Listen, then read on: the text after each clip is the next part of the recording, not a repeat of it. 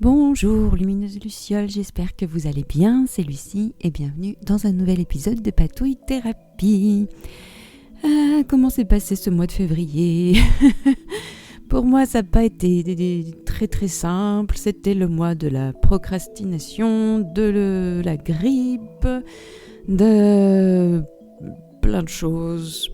Je suis contente de passer à la suite. Donc j'espère que ça va et que vous avez trouvé du temps pour prendre soin de vous. Et si c'est pas le cas, j'espère que cette vidéo vous donnera le temps de prendre soin de vous, de vous détendre avec un thé et un journal si vous en avez. Alors, pour des raisons de temps et de procrastination, je ne ferai pas la mise en couleur avec vous ce mois-ci, donc je vais juste faire les dessins au stylo et je vous montrerai la mise en couleur une fois qu'elle sera faite.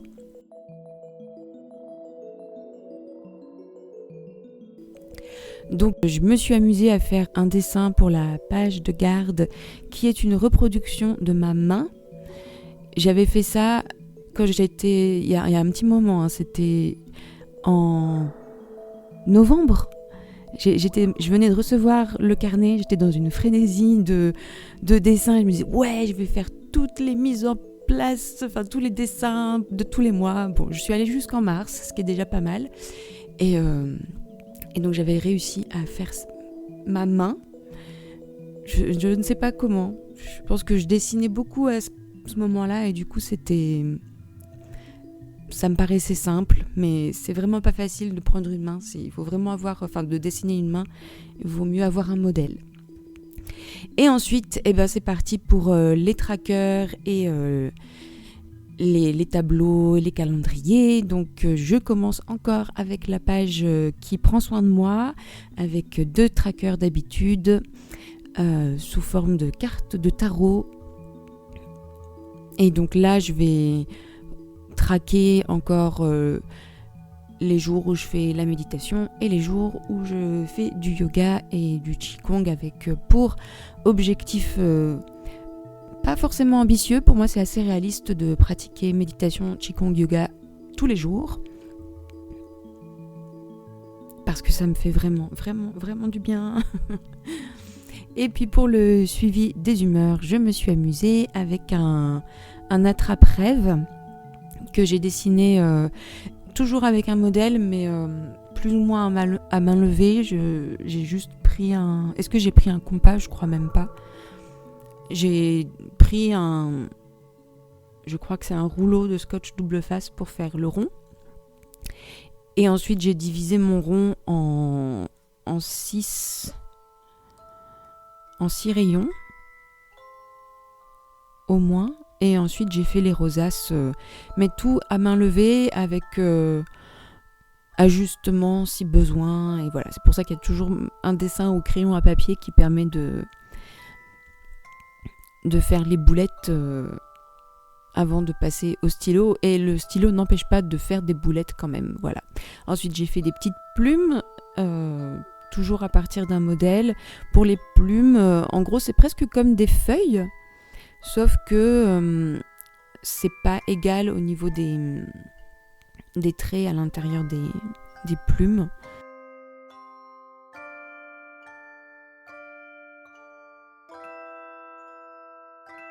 Et ensuite, j'ai juste écrit les jours dans l'attrape-rêve et ça fera mon suivi d'humeur. Ensuite, on passe à la page tableau de bord où il y a le calendrier du mois de manière verticale qui me permet d'avoir une vue d'ensemble.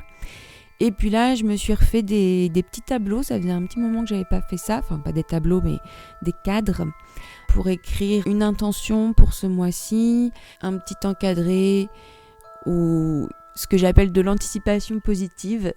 Et donc, je l'ai appelé « Ça va être super ». Et un dernier cadre pour inscrire une réussite dans le mois. Et alors, l'anticipation positive, ça marche super bien. En gros, j'écris sur un événement qui m'angoisse, par exemple. Avant qu'il se passe, j'écris ce qui s'est passé comme si ça s'était déroulé avant même qu'il se soit déroulé, cet événement.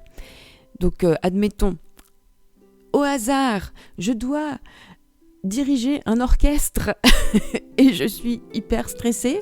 Donc la veille de la première répétition, je vais écrire « C'était super, la journée s'est super bien passée, et patati et patata ». Et franchement, ça marche. Je l'ai fait plusieurs fois ce mois-ci de faire cette anticipation positive. Ça marche super bien. À chaque fois, je relis ce que j'ai écrit après avoir vécu la situation qui m'angoissait. Et à chaque fois, ça s'est passé exactement comme ça. Donc, essayez, vous me direz. Là, je suis passée à ma page pour suivre mes rêves. Et je la garde, cette page, parce que je la trouve trop, trop chouette. À chaque fois, je me dis pourquoi je la mets pas dans le journal magique, parce que c'est peut-être plus en lien avec le côté un peu spirituel, machin. Mais j'aime vraiment bien avoir ça dans le journal où je m'organise parce que ça me permet de voir de quoi je rêve en fonction de ce qui se passe dans ma vie quotidienne. Et ça, c'est assez intéressant.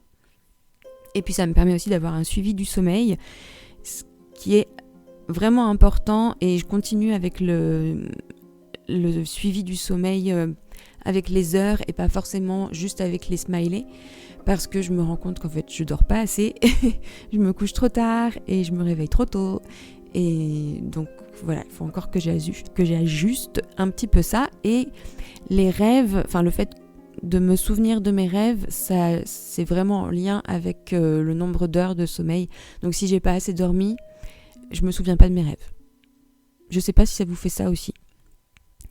Et puis donc pour le suivi des rêves, donc c'est un suivi des humeurs des rêves, et j'ajuste tous les mois. Donc j'ai ajouté intense pour ce mois-ci et agréable, je crois. Et puis après j'ai un récap avec les thèmes principaux qui apparaissent au fur et à mesure du mois. Donc là il y a mon suivi du sommeil. Avec, je vais essayer, j'espère que je vais y arriver, d'essayer d'être au lit à 22h30, maximum 23h. Et donc, je me suis fait un encadré avec les routines, pour noter mes routines du soir, pour essayer d'être plus disciplinée avec le sommeil, et de pas faire de procrastination du sommeil, ce que j'ai tendance à faire aussi. Ensuite, on est passé donc à la page to-do list, qui marche vraiment bien telle que je l'ai faite le mois dernier, c'est-à-dire une page où je note tout ce que j'ai dans ma tête, que je me dis que je dois faire, enfin, ou que je sais que je dois faire. Et puis quand c'est fait, je viens juste cocher ou barrer. Et puis voilà, le principal, c'est que ça sorte de ma tête. Et donc là, je me suis amusée à faire des tout petits doodles de rien du tout. Vraiment plein de petites étoiles. Il y a un côté feu d'artifice, et comme ça, ça, comment dire, ça dédramatise le fait de devoir faire des choses.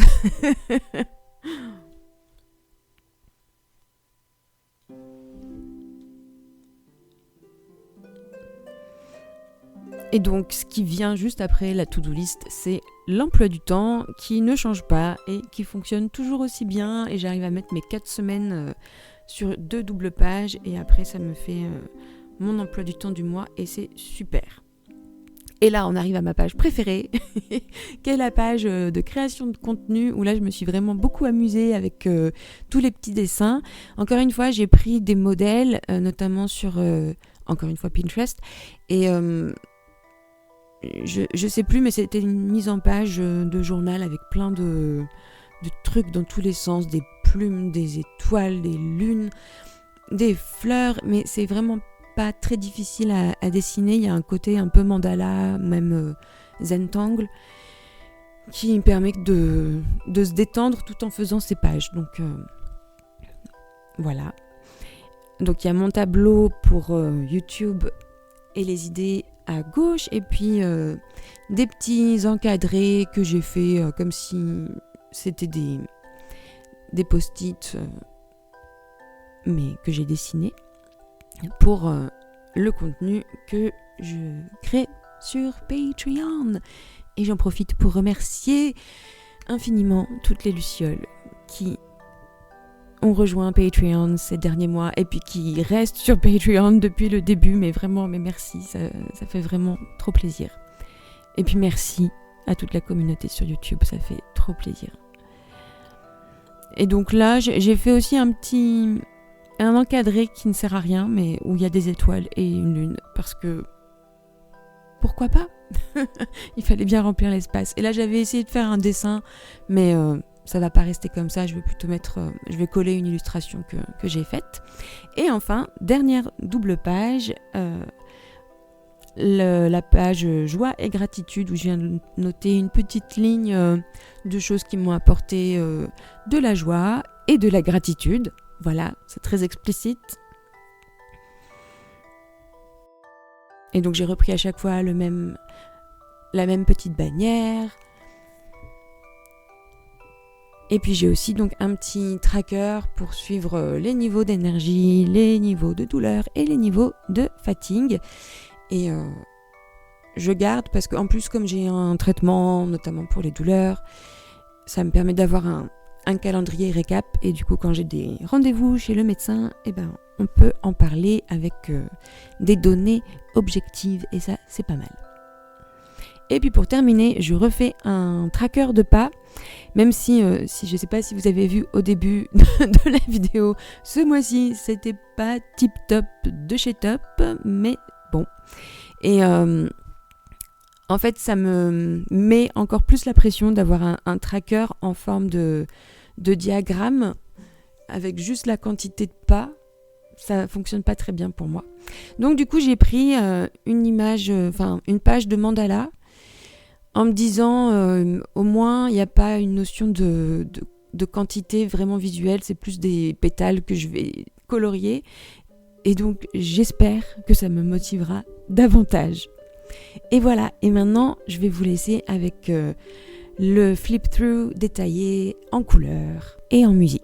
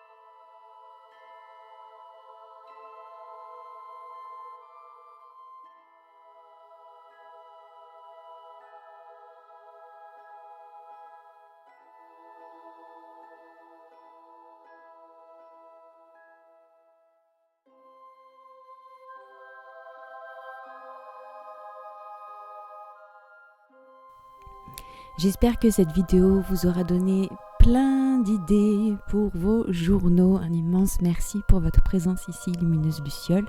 Prenez bien soin de vous et à très bientôt pour de nouvelles patouilles. Bye bye!